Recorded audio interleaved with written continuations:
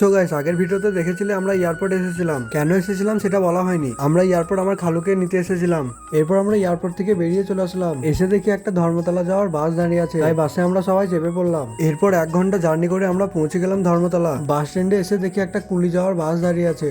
এরপর 9:20 আমাদের বাস ছেড়ে দিল। এরপর ভোরের দিকে আমরা কুলিতে নেমে টোটো ধরে চলে আসলাম কান্দি। তারপর বাড়ি এসে কিছুক্ষণ রেস্ট করে দুপুরের দিকে সাহিল আমি সফিউল চলে আসলাম বাস স্ট্যান্ড। সাহিল মোবাইলের কভার কিনবে সেই জন্য। সাহিল ওইদিকে মোবাইলের কভার দেখছিল, আর আমার এই চাবির রিং গুলো অনেক ভালো লাগছিল দেখতে, তাই আমি এই রিংটা নিয়ে নিলাম। এরপর ওখান থেকে আমরা সবকিছু কিনে আমরা বাড়ি চলে আসলাম। এরপর বিকেল বেলায় আমরা সবাই চলে আসলাম মাঠ দিয়ে একটু ঘুরতে।